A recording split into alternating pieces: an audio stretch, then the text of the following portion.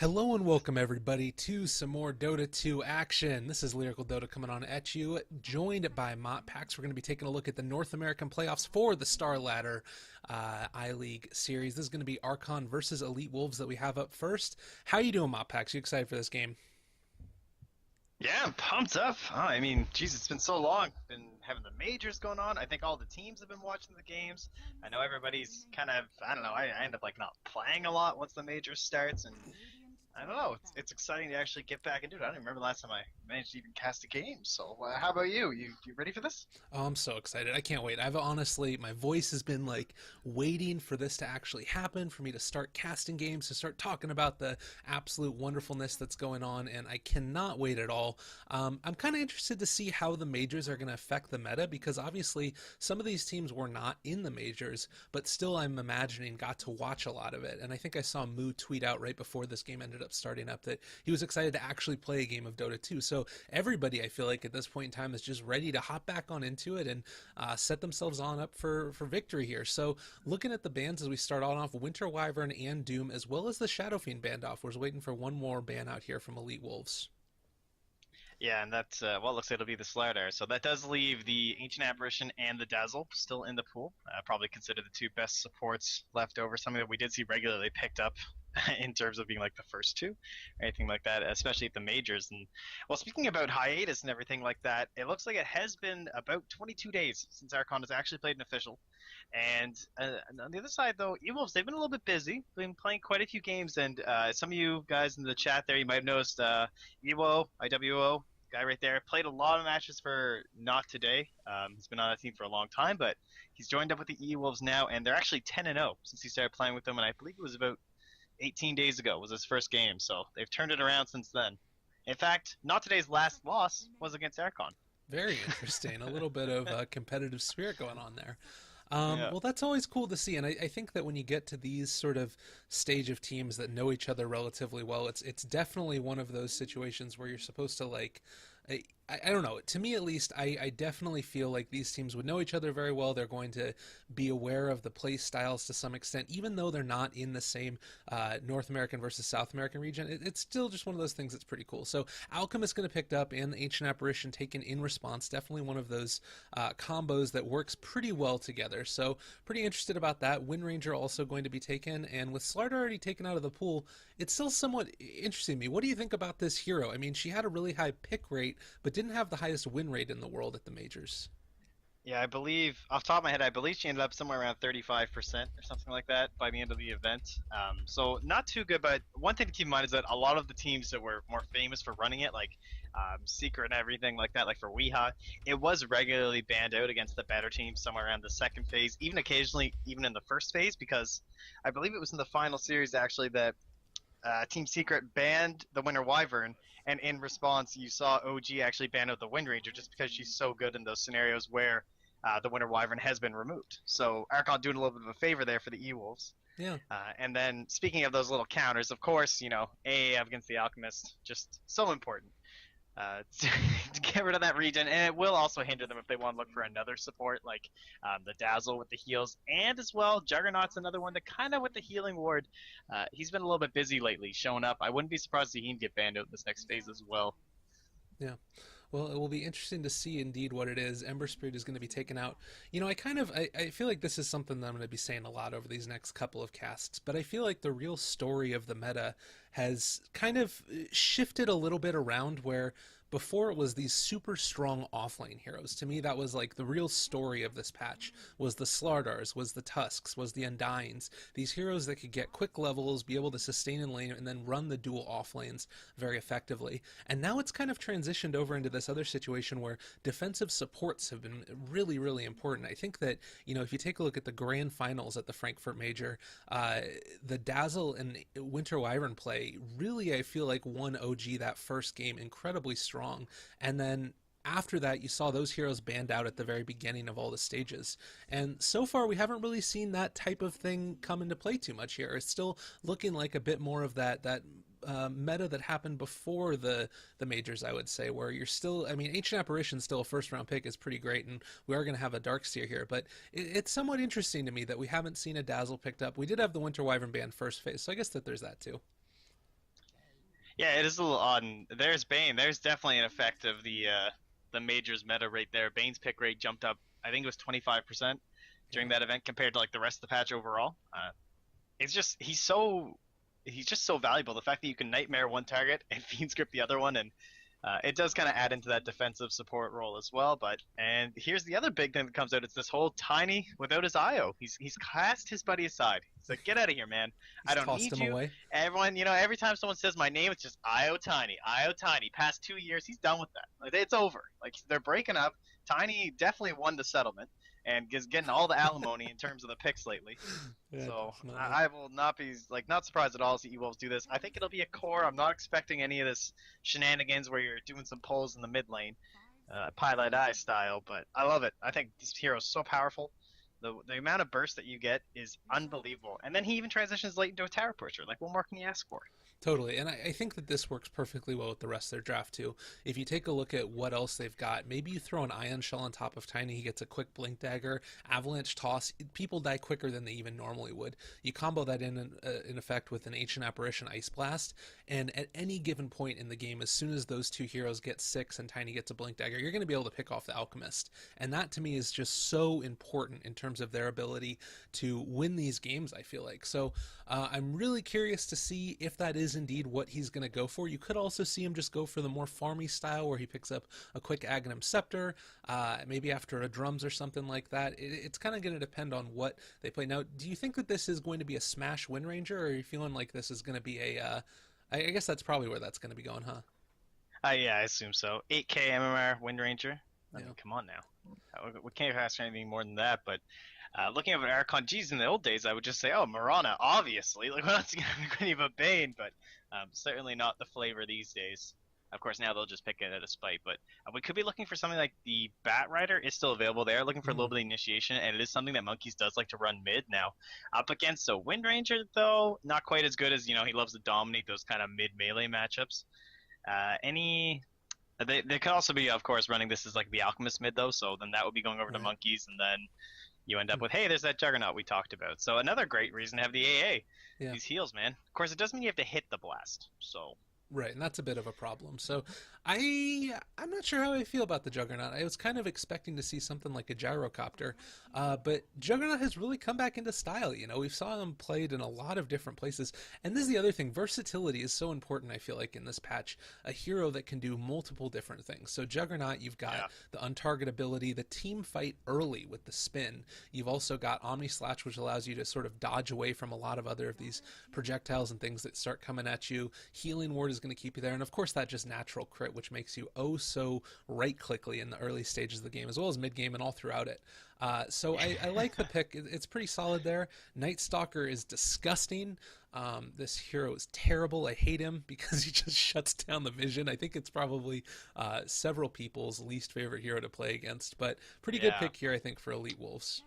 Yeah, and his little buddy, the Spearbreaker, is not quite there yet. But Archon Dota looking a lot like Vici Gaming right now. So the whole Alchemist Juggernaut thing has been done quite a bit. They also love to pair it up with the offlane Morphling, which I was really hoping they'd throw it out there. Whoa, is that actually Monkey's Earthshaker? Huh. Very interesting. I mean, Moo is quite the mid spammer. I wonder if they've done any sort of a role change. We haven't heard a lot from them lately. Um, oh, check the in game. Should be good. Okay. I think mine's going, I but believe mine should as well. uh, either way, yeah, we'll see where they actually end up taking these heroes. Yeah. The offlane Earthshaker kind of made a little bit of a comeback there. Moomander, man. I mean, everyone's like, oh, offlane Earthshaker, it's no good now. Like, all you can do is block the wave. It got nerfed too hard, but he certainly showed up. I guess so did 8K Miracle with his mid Earthshaker. That was pretty fun, but Yeah. no, it looks like we're going to get a fast-paced, aggressive game here. I'm really excited. I think that this should be really great. I mean, it's one of those situations where you see these early fighty picks. There is a lot that can be coming online very swiftly, and quick TP out to the mid lane as Tusk is going to be placing on down a ward here at the very start of this game. I'm going to close out of a few things that way I have good frame rate, because otherwise people are going to be oh so sad. MGod does spot him out over here. But I'll let you do a quick little introduction for all of the players here on Archon side. How's that sound? Oh, sounds lovely. So it was Fluff showing up the mid lane there on that Tusk. And looks like he did get spotted, but he didn't place down his ward, so he's just doing a little bit of sneaking. And it'll be Moo, and it looks like he's going mid on the Alchemist. They're going to look to secure him this top room. Jo going to be on the Juggernaut, one of his more classic heroes. Loves to get up some high levels of farm. Going to be Whitebeard on the Bane. Monkeys on the Earthshaker to round it out, and he does appear to be heading over to the off lane. So a little bit of a role swap here from Team Archon. Very interesting. M God here on the Elite Wolves. Night Stalker is going to be heading off to the offlane, it looks like. Smash on the Wind Ranger. Me Pastor and everybody's Pastor. Van is going to be playing the safe lane Darkseer.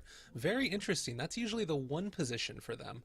Meanwhile, we're going to have IWO who's going to be playing the Tiny, and Masoku is going to be playing on this Ancient Apparition. So Misco going to maybe be doing this sort of dual offlane with the former position 1 player for Elite Wolves in Van, and looking like they're going to be trusting IWO on the Tiny.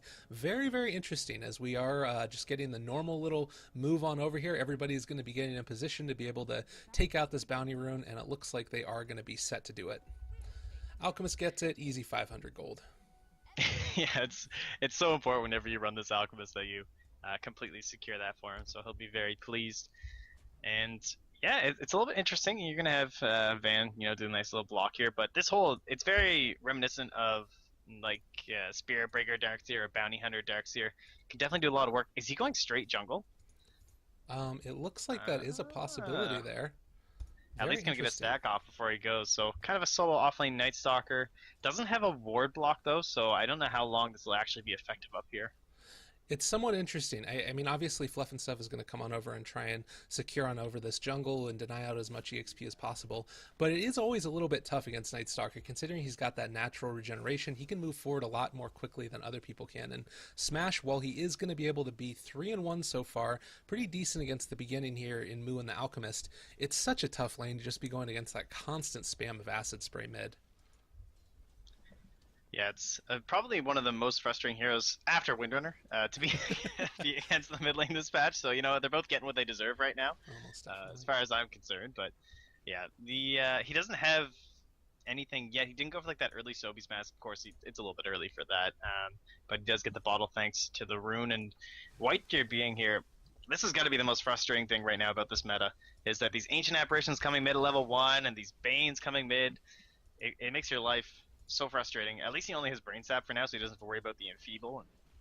Yeah. I'd be surprised if Whitebeard even skilled it, honestly, unless he's going to be sticking here like permanently. Well, we will see indeed. I think that is kind of an bottom lane, Monkeys is dead. Oh, able to get him. Just caught the end of that one as we did see that Fluff was trying to TP on in to be able to get him on out. So a tiny quick kill. That's the thing I was about to ask you is where do you feel like the killing potential is in this lane? With Chilling Touch as well as Tiny, there's so much burst damage down there that it does seem like that's going to be the lane to watch in terms of where stuff's going to happen. And Monkeys is going to have a tough time. This is, I mean, obviously the off-lane Shaker is getting a lot more popular, but it's very difficult to be able to make that happen in the early stages. You're so vulnerable on this hero. Yeah, and Masoko's actually in trouble here. He gets spawned out thanks to the ward. He gets pushed up onto the ward positioning, and Fluff, they're battling in there with the neutrals. It looks like Fluff will actually... Oh, it gets handed over to Moo. Yeah, gets the kill thanks to the poison. Very nice, and Fluff will make it out alive, but top lane, M-God? Able to get that kill. Darkseer did go down there, so... nice little pickup there by Bane. That's the early burst damage that he's gotten. Action, as we talked about, definitely the story at the beginning of this game is 1 and 2 is the start, 3 kills at just under 3 minutes. Despite the fact that you've got an Alchemist in the mid lane, which I feel like is not the most gank-oriented hero by any means, Tusk does end up denying himself to neutrals to get back to base a little bit quicker. Still a lot of action very early, and people are going to need to be careful here in this lane. Do you think that we keep on seeing Tusk roam around and try and help out this bottom lane here? I don't know. It's a hard call. Simply because Monkeys, he can't even walk up to the lane right now because if he comes anywhere near, they can just cast on the Cold Feet, and then he has to make a play. The second Cold Feet comes down, if he doesn't back away in an instant, he's just gonna get avalanche tossed, and by the time if he manages to survive, it'll proc, and he's gonna die. So he really can't do anything. He's just hiding in the trees, and I don't really know if him and Fluff, Fluff being just a melee support, I don't know if he'll even contribute anything there. Smash gets a little bit low in the mid lane, but he gets his bottle delivered, so no long range so right worries. If there was a level up right now in the stun, I feel like Moo could almost kill him, and it's definitely something that he's going to want to be thinking about at least is, do I try and go for this at the next level up and almost maybe trying to bait him, but a very greedy build. Ooh, a little bit scary right there. Darkseer was in the area also. Oh my god. Smash, you are a greedy, greedy man. Oh, snowball forward. They're going to jump onto Van here. Do we end up having a shards? Not quite yet. M-God moving on in the area as well. Void comes down. It's the midnight, or it's the nighttime right now. They do also have a nightmare, and it looks like Fluff is going to be able to walk away from this one. But definitely a scary situation with the Ion Shell currently up on the Night Stalker. You do not want to end up engaging him. Even with 3 heroes, it's a little bit risky. Yeah, and this is one of the little benefits there for having Van kind of start out ever so slightly in the jungle, is that he has got a little bit of boost considering they're a dual off lane and they're both level 4 right now. That's fairly well for them. And the high points in the Ion Shell are pretty important early. And the second he gets that 3rd point, like that's what they want for this nighttime. So they've got it now. They can stack that right on top, and it's pretty much just like a walking, death powerhouse. That was fast. That was Omni Slash. That's what happens when you get a very early level 6. That's actually insane, getting that kill on the Darkseer. Yeah. Thanks to him juggling with the bonus EXP. The kill just hands him right that early, like 4.5 minute level 6.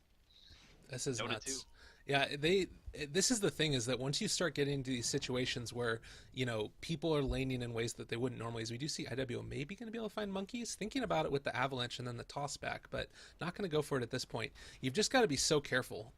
It's very easy for something like that to go awry, and we do have a couple of heroes smoked on up. They're moving on into the jungle. I think that they realize that this stack is going on, and if they come on in here... This Iron Shell Surge, it's going to be so much damage. Poor Fluff.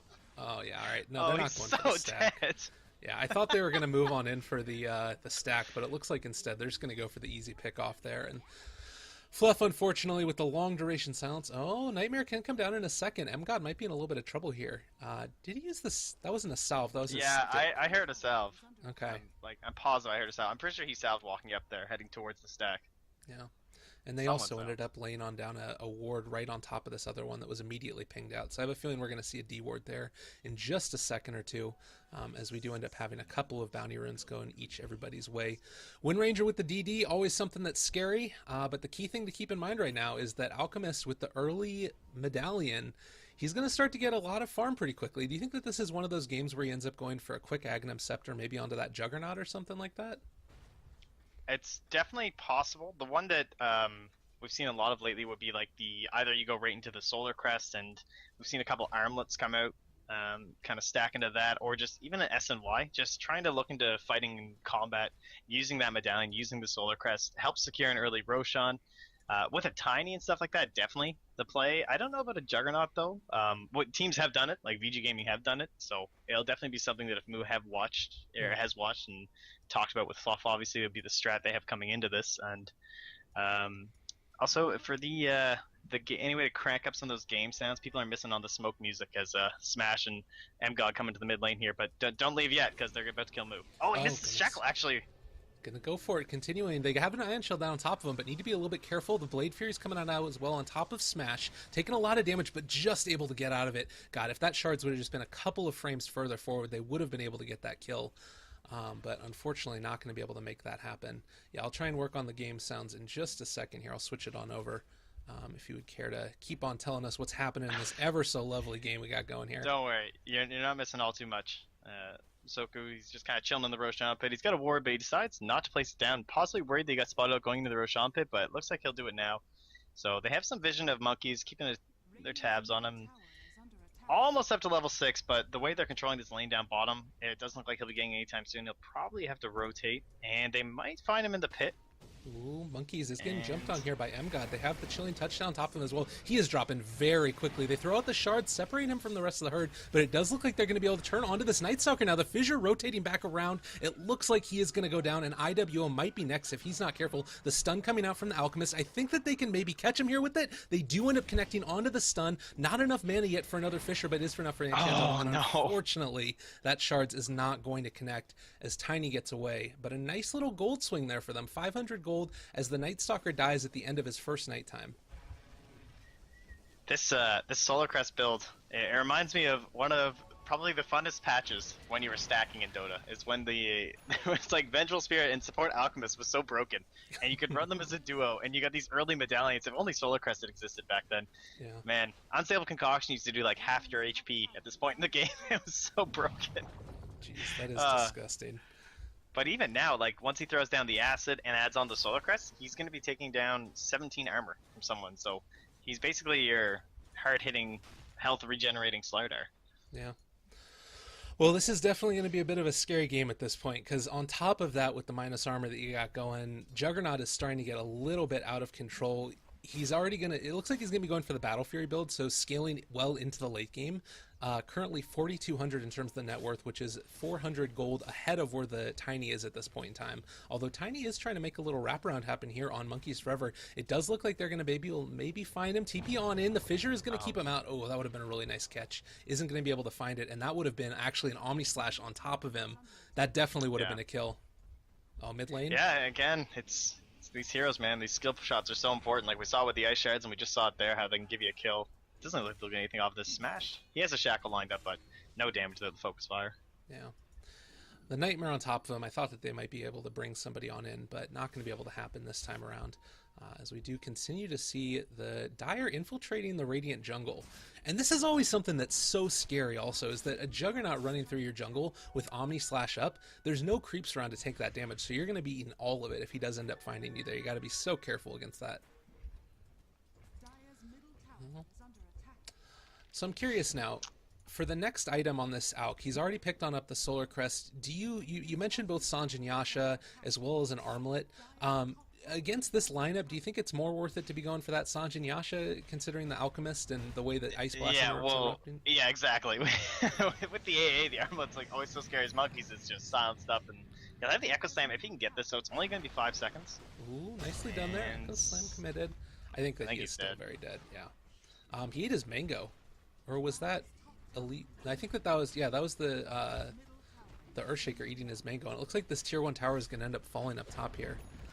So across the board, actually a Blink Dagger. So looking for that initiation, very interesting. They don't really have the greatest initiation until the Earthshaker ends up picking on up his Blink Dagger. And of course, considering he's only at 150 gold right now, it's going to be a long time before they get that up. So kind of a cool little build here. Yeah, definitely one of those items. It usually gets picked up somewhere around like the 25-minute mark. Not generally rush that fast on the Alchemist, but we kind of talked about how they might have been looking towards something like a Bat Rider possibly or anything like that. But this does provide that initiation that they definitely are lacking. And just like you pointed out, like it's going to be quite a while before Monkeys is a blink. They kind of threw him to the wolves. It's because that's their name. All right, IW is going to find move here. They do end up having the return stun in a second. Oh, Jo in the area as well. This could be really bad. All right, Omni Slash on top of him. Tiny is super dead. It looks like they're going to try and chase here after M-God. Nice shards. Not quite going to block him in fully, but with the Walrus Punch follow-up, I think that they're going to be able to take him out. And 1-2, he is going to go down. Ancient Apparition throws in his blast, but it's going to be for naught. 2 quick kills. Archon is doing what they need to do. 1,200 gold swing. Oh, found Smash too. Turn around rather quickly here. Can they get this? Oh, Shackle doesn't latch. There's the snowball forward. I think that they've got him. Walrus Punch down as well, and the Acid Spray is going to be enough. I thought the Ancients might have denied him there for a second, but isn't going to find it. And, God, Archon is looking good right now. Yeah, they've hit a nice little power point here with Fluff getting the Walrus Punch from that fight up in the jungle. And just immediately now that boosts their damage by an extra, 350% with the Tusk rolling in. Unfortunately, it doesn't add on to your whole team, guys. But either way, it's going to provide a lot of lockdown. It's going to coming on in there. Helping to stun up that Wind Ranger once the Wind Ranger, of course, isn't active. And at the same time, though, he died to that Omni Slash. And, is Wiper going to get a full wrap on this here? They're going to get this. They have the Blink, too. They have a rotation coming in from Smash, though, so we'll see if they can get all the damage here. Smashing Interrupt. Oh, he tries to get the Shackle! That would have been so beautiful on top of move, but it won't be there. Oh, the angle. Smash. That would have been the play. Best plays. Oh, man, that would have been so good.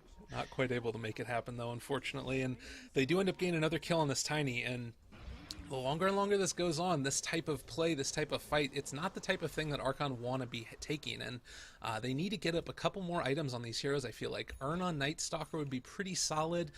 Maybe something else like a Mechanism on the Darkseer. He actually already has it, so it's just kind of been, I guess they've been getting picked off here consistently by Archon, and hopefully now that it's nighttime, they're going to be able to find better engagements, but it's not looking good right now for Elite Wolves.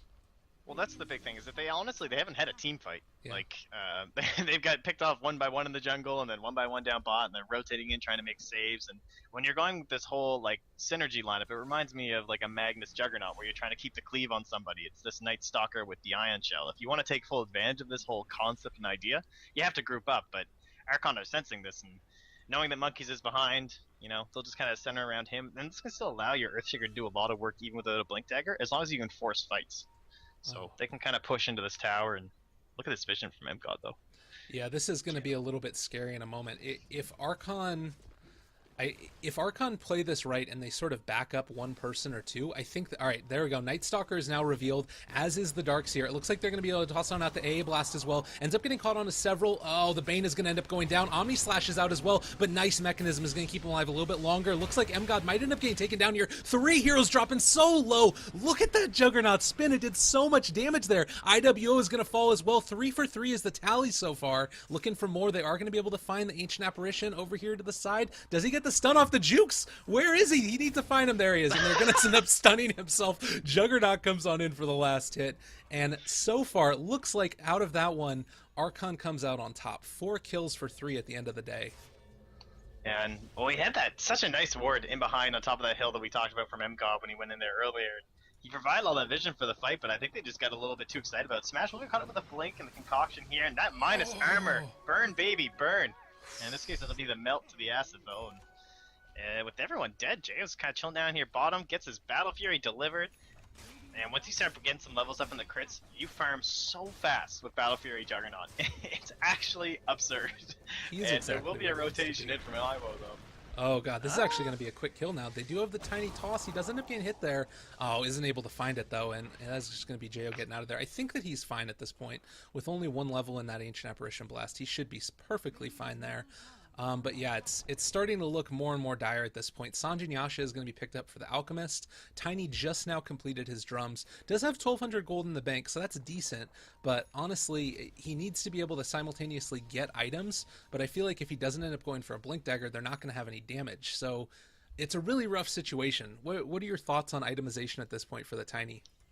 I think you need the Blink Dagger. It's just, if you don't have the... Oh, jeez. It looks like it'll go down here. They have the Echo Slam, but they need to commit it.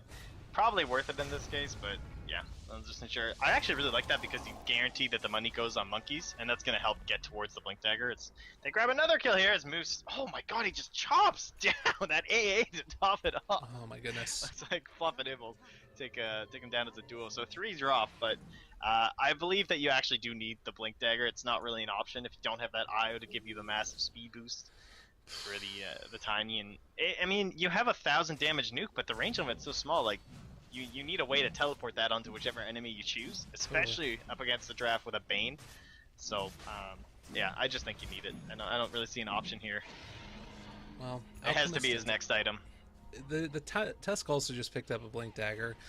Night Stalker finally has his urn at 17 minutes, but it's kind of feeling like that might be a little bit too late at this point, as the net worth lead is going to continue to expand. Just about 10k right now. In terms of experience as well, we're sitting at about the same numbers, and they're taking over the enemy jungle. Jayo is able to just completely and totally farm this on out with no repercussions. I agree with you that I think he needs the Blink Dagger, but at the same time, if you're getting a Blink Dagger at this point in time, that's really limiting your farming capabilities. Monkeys Forever, the Shackle doesn't end up landing. The Fissures end up coming out as well. He does have another opportunity for a stun. There it is. Moo is in the middle of everything. One more Enchant Totem. That's Bane getting a kill on top of Smash. They throw out the AA Blast, but at this point, yeah, you're not going to kill Monkeys off of that. They are in such comfortable spot right now. Everything they could possibly want is going their way. How much more fun is this to watch than Radiant, Manta, Octarine, Core? Like, oh, totally. Aren't you glad we're not still dealing with that right now? No, I love this. I love how much damage and how much control Moo's able to exert over the entire map. He is everywhere. Yeah. He's running all over the place. He's got the S and Y. Now he's tankier, but you know what? You got move speed too. He's running around at 400. You know, oh, give me that bounty rune. 430 gold. Yo, let's go. He's got 3,000 in the bank. I don't even know what he goes for. He could just buy an eggs at this point, and I think that'd be completely fine if he wants to slap that on top of Jayo. Yeah, totally. I think that's honestly one of the better plays at this point. With the Battle Fury on top of the Omni Slash there as well, it just deals so much damage. I think it's such a great item on the hero, but of course the big problem with it is that there are other items that are better. If an Alchemist can get it for you, though, why not? I think that's really the end result of this. We do have a healing ward that's going to be dropped on down. AA Blast coming in. It is going to connect on JL. That's going to mean he's going to have to back on out as the fortification does wear off, and maybe Alk is just going to tank this for a little bit for him. They are setting shaping up for a potential another fight over here. M-God as well as Smash and Masuko are in the area. Shackle does land on a fluff and stuff, but they're not very comfortable jumping in on top of this, knowing that Whitebeard is very nearby, as well as that healing ward. Yeah, they're not going to go for it. And moves down bottom, though. He TP's in. He wants to make some more plays happen. They have the Fisher ready here from Monkeys. Looks like they're not going to go for it. They have the haste rune, though, so it's going to be a little difficult. Fluff will block off his path, though. Io needs a place to go, and there is nowhere to run. Blink Dagger won't save you here, and at least he did pick it up first, but Jayo's actually got one of his own, and making it a little bit more likely, honestly, that they might go towards that Aghanim Scepter. Yeah. I wasn't suspecting it completely. I was thinking maybe it's going to be an MKB here from Moo, but I don't know. Blink Jug? It is something that we usually see when you want to rely on the ultimate, and speaking of which, he's going to slap it right down on top of Smash, and the snowballing from Fluff will finish that one off. It's just, they have so much catch right now. I mean, let's take a look at their team and what they've got in terms of items. They've got a Blink Dagger on 4 of their heroes, everybody except for Bane. So they can completely and totally, as you talked about, just exert map dominance. There's going to be a Walrus Punch down on top of the Night Stalker, Snowball to follow. It is going to be an AA Blast that doesn't end up connecting onto anybody except for the Earthshaker. Debuff applied to the Juggernaut, though. Not going to be able to catch out Van with that mechanism already committed. And it looks like M-God, this Night Stalker, is going to be able to get out of there. They're continuing to chase now. We do have another Eyes on top of Van and IWO, but looks like they're going to back on out at this point. Just leaving it alone for now, but I mean, at that point, when you have 2 heroes that are in the area and, you know, you jump forward on an Earthshaker, you expect to maybe be able to get some amount of damage down on top of them, but you have to pop your mech and then run away. The farm distribution is just so unequal at this point in time. Archon are in such a great position. Yeah, Moo's slowly closing in on about, you know, he's almost 4,000 gold above the top 2 heroes combined on the side of the Radiant, and then he's then followed up by Jayo. And, Monkeys. He really wants to get something in here, but at this point they can just walk into the towers. Yeah, they really don't want to like take the foot off the gas whatsoever. They don't have the best in terms of aggressive vision, just kind of where they're camping right now. And on the flip side, there is this nice little ward here that Whitebeard is going to spot out, so he'll be very happy about that. And going to start to try and hem in the E-Wolves here, and as you mentioned before, limit down that farm. Like, E-Wolf, he had to go back for the Blink Dagger. It does seem like a necessity, but when does an Ags come? And like, when does anything else come for this Tiny? It is going to be extremely difficult. And all at the same time, like, Smash is trying to get an Aghanim Scepter, and he's still 1,000 gold away, which is not easy to find in this position. Yeah, we ended up seeing also this Alchemist. He ended up going for an AC here, which I think makes a lot of sense. If you want to try and break high ground, that is to me just such a great item for being able to do it. You lower on down the armor. It synergizes well with everything. So I think that this makes perfect sense now. And looking to try and control the map, soak on up a little bit more vision. Tusk is spotting on out Van here on this Darkseer. If he wants to, he can maybe go for it. But Tiny is nearby as well. Alchemist in the area. Do they go for anything here? Jump forward, haven't committed the stun. Everybody's just blinking around all over the place, but nobody's going to commit anything as both sides just sort of back on out and leave the others alone. Peace in our time. Yeah, I'd like to see maybe some boost of travel come out for Jayo now. He's already got the blink in the Battle Fury, and so it seems a little bit silly to go back for something that seems like it's also going to increase your movement speed in your farm, but there are quite a few lanes that kind of need to be pushed in. Like, it's only a Darkseer split pushing bottom, and it's only a Tiny split pushing top, and if he had a little bit more mobility, they can really start putting in this complete pressure on E-Wolves. And then he's also able to join fights if he's on another lane. Yeah. No, definitely. That makes a lot of sense. They do have some inclination that he's over here, though. Oh, they ran right into him. Oh, Van. He does have a TP scroll, but it's on cooldown another 30 seconds. If they just walk over here, they're going to find him, but it doesn't look like they're going to do it, not realizing that the Darkseer is, the TP was on cooldown, and he's going to be able to get away from this one. Yeah, it looks like Smash will get that Aghanim Scepter, only 300 away now, and they definitely have slowed down a little over on the side of Archon, and it looks like they might finally start to group up for a tower. Maybe it's just the nighttime. It's so hard to tell when you're walking around and or like scrolling the map in all vision the whole time, but when you actually, you know, take a look, like if he ever pops that ultimate there on the Night Stalker, they just lose their vision completely, and the fights can be rather difficult at that point. But when you have such a massive gold lead, I don't know if it's going to matter. It's all going to come down to that back wall and Ice Blast combined together. Maybe with an avalanche and a toss. It's AoE is the key. Oh, we do have a TP on into the side over here. The Fissure laid Nice. on out. Well played. Fiend's Grip is going to be committed as well. They do have the A Blast coming on in, and it looks like the Earthshaker is actually blocked off at this point. Isn't going to be able to find the initiation. Does end up laying down the Nightmare, and it looks like Monkey's just going to solo this one. Well, not quite solo, considering Bane was there, but two supports soloing your carry, that's not what you want to have happen at all. Alchemist ends up finding a kill in the bottom lane. Everybody is just all spread out and just being torn apart here. Archon, they're having a good time right now. This is the type of Dota games that you want to have, as we do end up having another initiation up here in the top lane. They end up laying down the Ice Feet, vacuum wall back on into them, but these aren't necessarily the most durable illusions in the world. It does look like Monkeys is going to have his Blink Dagger off in a couple of seconds if he wants to. Lays on down a Fissure, maybe. It does end up connecting there, and then is it going to be another kill Oh my god, off? Whitebeard, please. It is just Nice transfer there rugged. from a band, though. No, it's good. Got the illusion taking the Nightmare.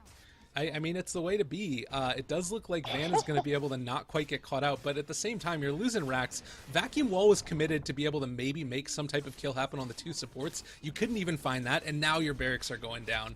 Archon has just been in such a commanding lead of this game, and I think it was a lot of those early kills that we ended up seeing. You think about the fact that that Ancient Apparition ended up getting picked off in the jungle at the beginning to get Tusk off to a good start, and then the big fight that ended up happening middle once the Tusk was able to get his Walrus Punch up, and of course also the early pressure that was exhibited onto mid. I think that probably Smash is the most well-known player on Elite Wolves' team, and if you're able to shut him down early, it seems like that's the answer to dealing with this team.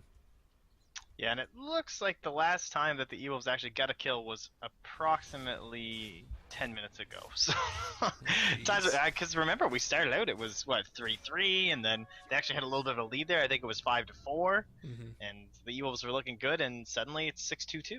Since the 8-minute mark. They missed their meme, but, you know, we can still keep this thing going. Yeah, I mean, since the 8-minute mark, it's just been all Archon. And I think that this is... One of the problems that you end up facing with Ancient Apparition also is that the hero is great in terms of what he brings to the table, being able to deal effectively with, you know, healers, with being able to stop pushes, those types of things. But he isn't as strong of a support when you think about something like a Bane and what he's able to bring to the table. You don't have the disables, you don't have the damage as much even. And it looks like Soko He is also going to go doesn't down have a here. life. Yeah, he is also going to explode. This Fluff and stuff destroys him. By the way, it's worth noting, Fluff is, I think, 8-1 on Tusk this patch so far. He really loves this hero and is able to play it very, very effectively. And I'm curious if this might end up being one of the heroes that they ban out in the next game. Yeah, definitely one thing to think about coming into the next draft. There's just, I don't know, with the drafting now, it seems like it's so many personal bans, you know? Like, there are definitely those meta bans that you want to get rid of, and but the heroes are at a point where there definitely are meta heroes that are better than other heroes, but certain players excel on them better than others. Yeah. So it just ends up being that, like, if you have a really good Tusk player, he's always first pick banned. At the major, of course, that was everybody, but yeah, it's not so much that whole spin to win, ban every spinning hero every game or you lose. Right. Kind of a meta. It's more like personal skill definitely has a lot more interaction with a draft now. Yeah, it makes sense. I think that that's definitely part of it. Fissure actually ends up laying on IWO. Don't end up dodging the avalanche. Very nicely done there. Looks like this might be maybe the penultimate fight as we get ready to go on into this next one, as only two tier 2 towers are standing currently for the Radiant, and not wanting to commit as of yet, but they do have the Aegis on up. They're ready to fight, I think, at this point. Manta Style is up on Juggernaut.